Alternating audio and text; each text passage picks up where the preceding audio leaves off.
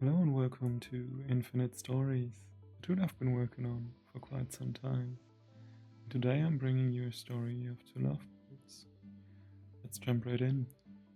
Case of the perfectly toasted bread. The argument began, as it often did, over something utterly mundane. Joseph watched Christina take her first bite of toast. His expression a careful mixture of neutrality and intense scrutiny. He had timed it to the second, 2 minutes and 43 seconds to be precise.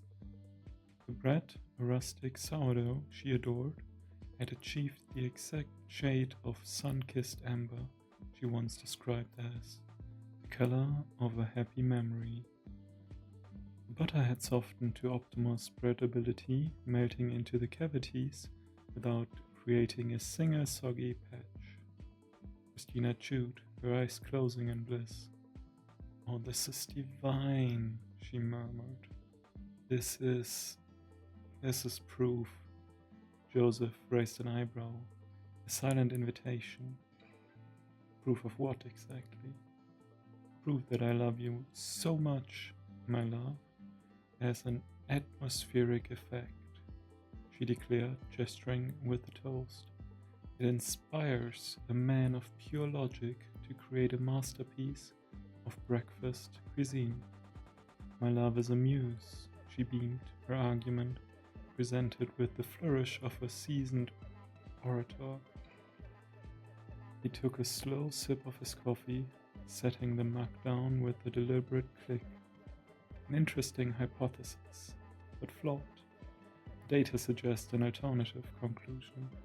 My love for you is so vast that it has committed the memory, the thermal dynamics of this specific bread of sourdough, cross-referenced it with the Maillard reaction, and executed the process with methodical precision. It is not inspiration, it is an application of deep observational affection. Therefore, I love you more. Christina laughed, a bright musical sound that filled the sunlit kitchen. You see, love is data set. I see it as a force of nature. The toast is just a symptom of my magnificent cause. She took another triumphant bite. The game was afoot. A history of competitive affection. This was their custom, a strange and enduring ritual. Their love story was littered with the evidence of this eternal argument.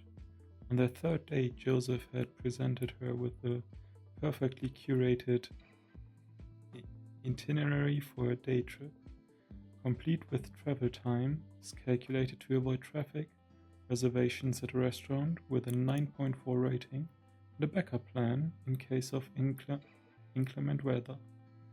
I love you enough to eliminate all possible variables for disappointment, he has stated, handing her a laminated schedule.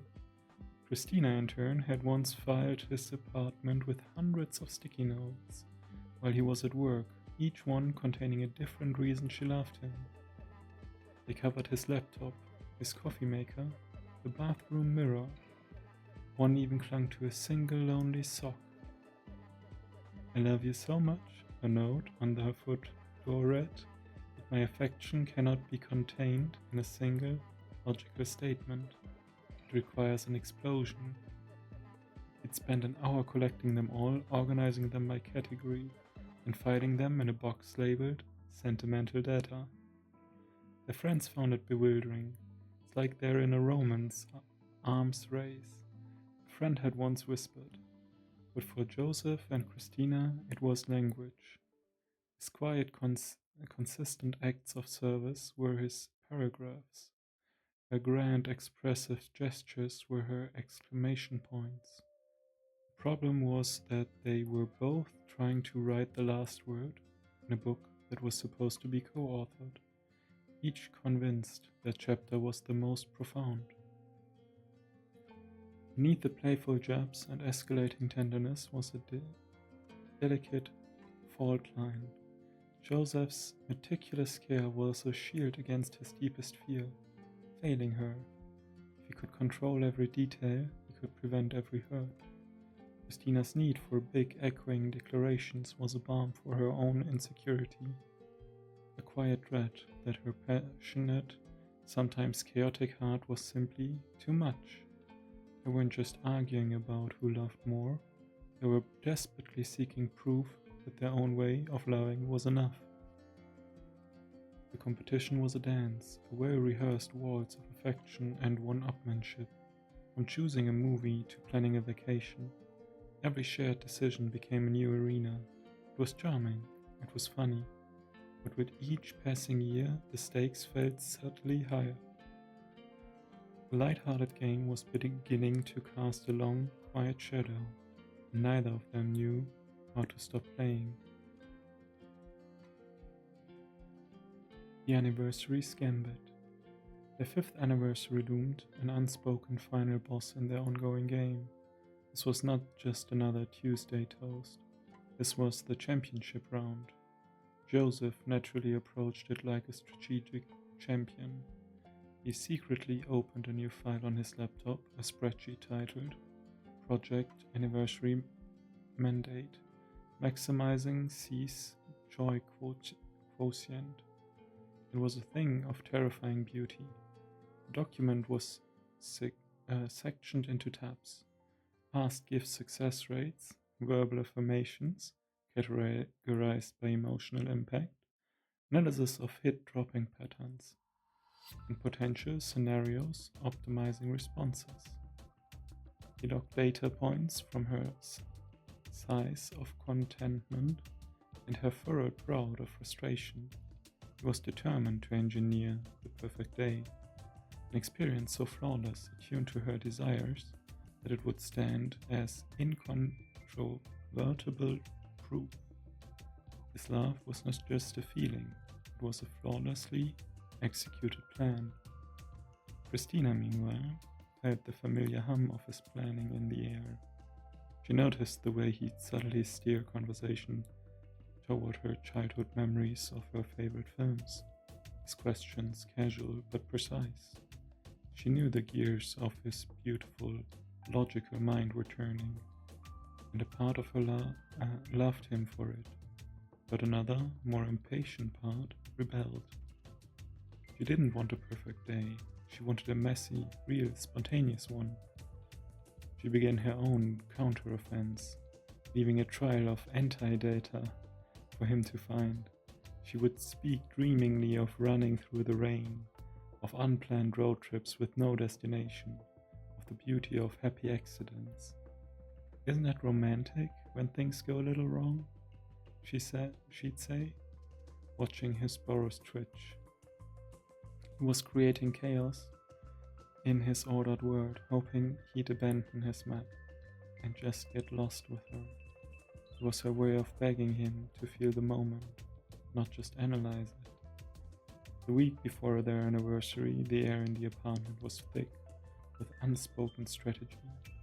Joseph would emerge from his study with the quiet confidence of a general who had just mapped out his victory, while Christina would float through the living room, humming a wistful tune, a siren luring his logical ship towards the rocks of spontaneity. The battle lines were drawn, not with anger, but with an overwhelming, competing abundance of love. The spreadsheet and the storm. The discovery was accidental. Christina needed to use Joseph's laptop to look up a recipe, a simple request he granted with an absent-minded nod from the other room. He had left the anniversary file open. The title alone, Maximizing C's Joy Quotient, hit her like a splash of ice water. She clicked through the tabs, a growing knot of dread tightening in her stomach. There she was, quantified and categorized. Her love for surprise parties was logged with 78% probability. Her preference for poetry was cross-referenced with mood-dependent variables. The chart even tracked her most used word, affection, assigning each a numerical value of emotional intensity. It wasn't a love letter, it was an autopsy of her soul. She felt seen, but not understood, like a rare butterfly pinned and labeled in a glass case. The grand gesture he was planning was not for her, but for a data-driven effigy he had built in her image. When he walked back into the room, he saw her face and knew instantly. He followed her gaze to the screen, and the color drained from his. "Christina," he began, his voice calm, but she could hear the crackle of panic underneath. "It's not what it looks like, isn't it?" Her voice was quiet, stripped of its natural warmth. "It looks like you're trying to solve me, Joseph. Like I'm a problem that can be fixed with the right algorithm. Do you even see me anymore, or just a series of predictable responses?"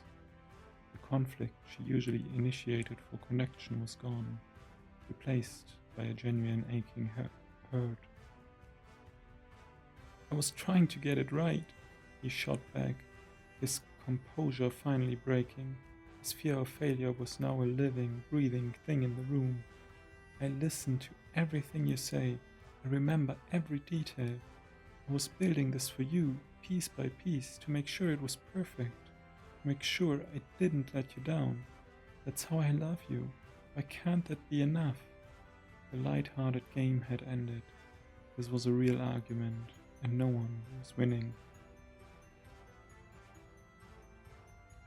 The Silent Ceasefire.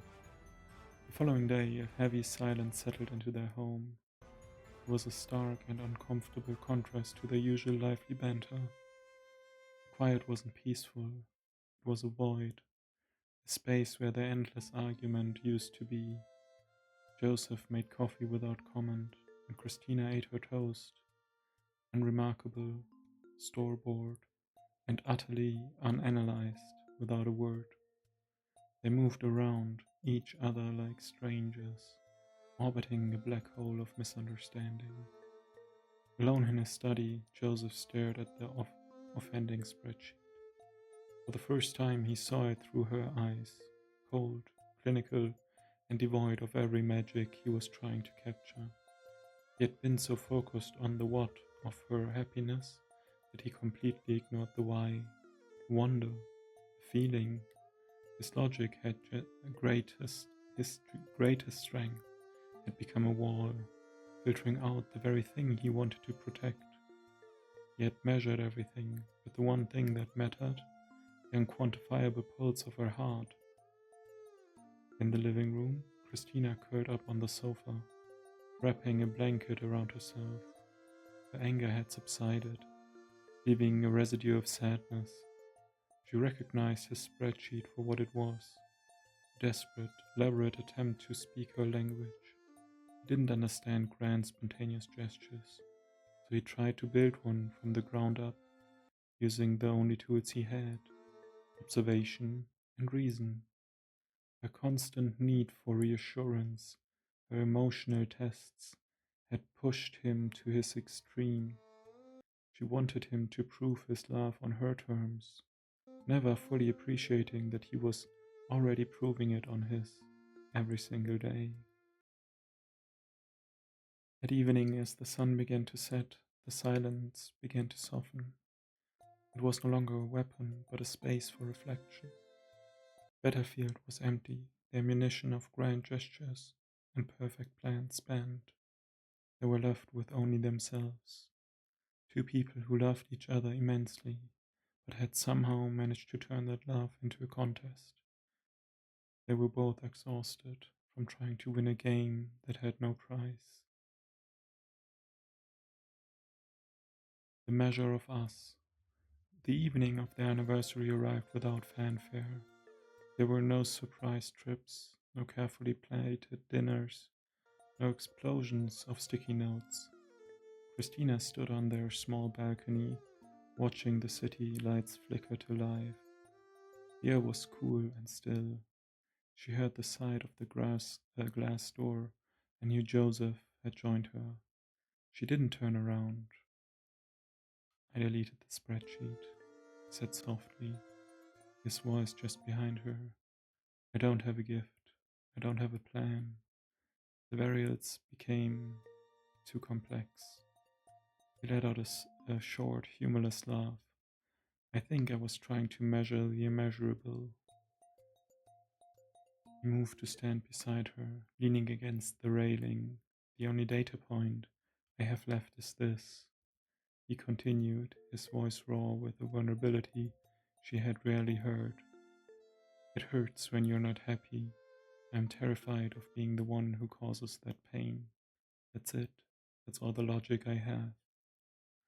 A tear traced a path down Christina's cheek. She finally turned to face him, her expression soft with understanding. I don't need a measure, she whispered, reaching out to cup his face. I just need you. A steady, quiet, over-analyzing you. She gave him a watery smile. I'm sorry. I kept asking for proof, for a bigger sign, because I was scared that my big, loud love would be too much for you to hold. In that moment, under the quiet gaze of 1,000 city lights, the external argument dissolved.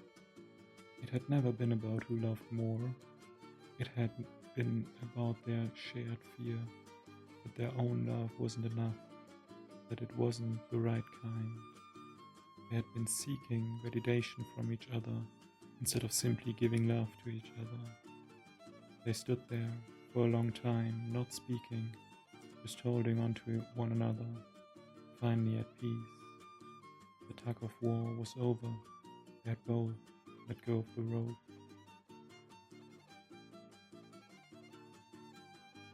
A new kind of morning. A few weeks later, the scent of coffee and toast once again filled the sunlit kitchen. Joseph placed a plate in front of Christina. The sourdough was a shade darker than usual, one corner charred to a crispy black. It was a flawed specimen, a failure by any of his previous metrics.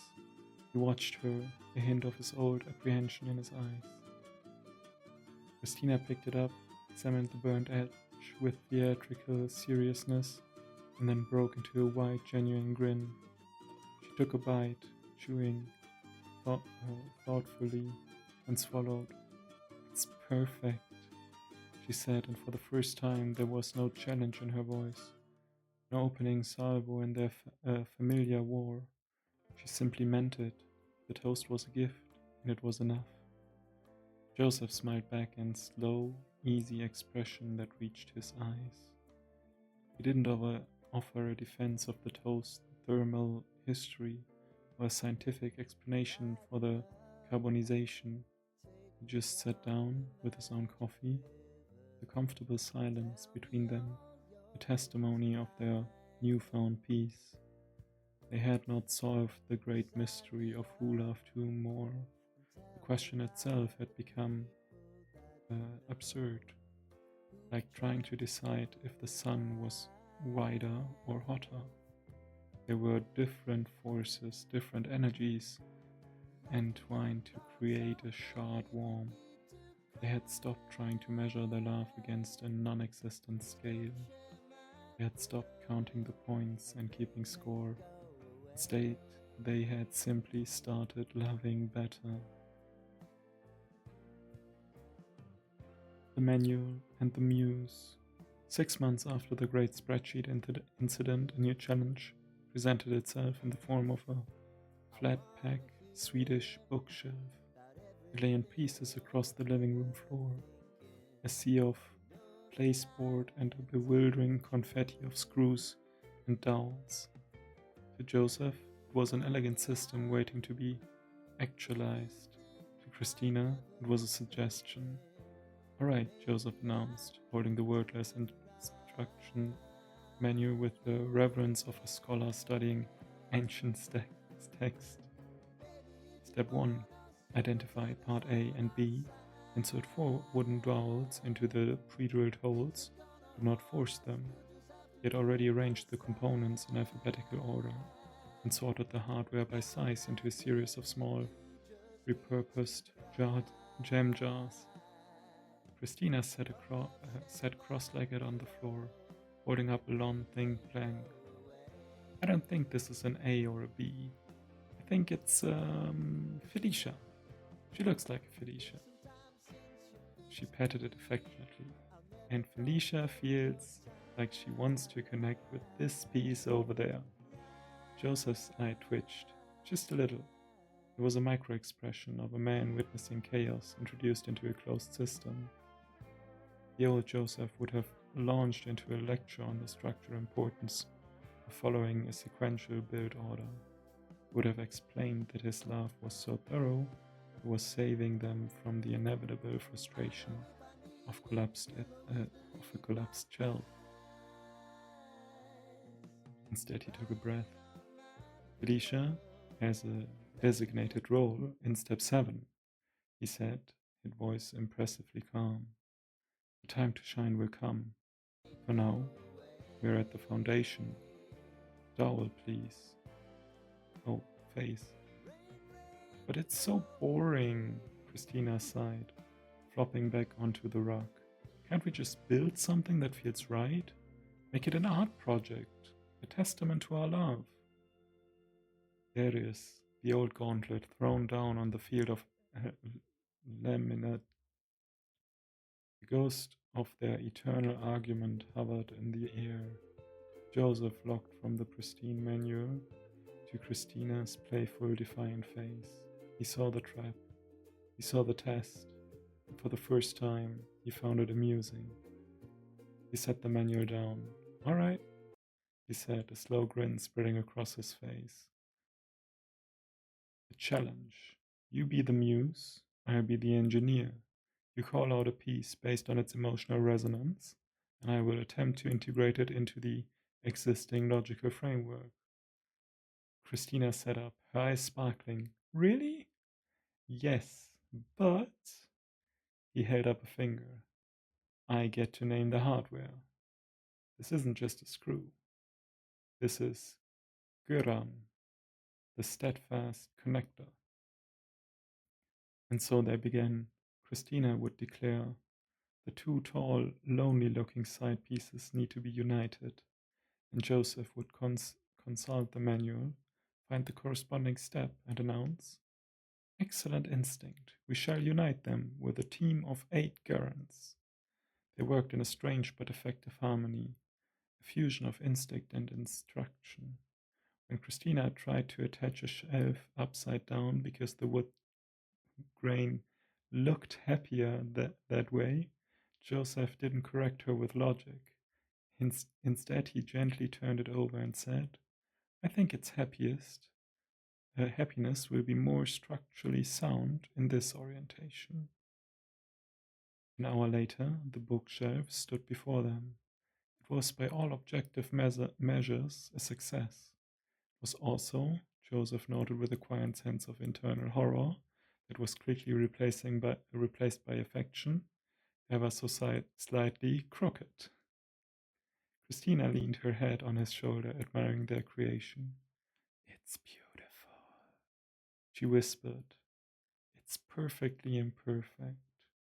Joseph looked down at her, and at the wobbly monument to their new partnership. My love for you, he began, this tone mocking serious, is so profound that it was willing to compromise the foundational principles of engineering for your artistic vision. I risked a catastrophic structural failure purely for your happiness. The evidence is clear. She laughed, the sound bright and easy. Oh no, my laugh is so powerful, it liberated you from the tyranny of the instruction manual. I have set your soul free. My victory is self-evident. The game was the same. The rules had changed. There was no score, no winner. It was just another way to say what they already knew as they placed their first book onto the slightly tilting shelf. It settled with a gently wobble, a testament not to who loved more, but to the beautiful, unstable, perfectly balanced measure of them. I think that was a nice story. Thank you all for tuning in, and I see you for the next one. Bye!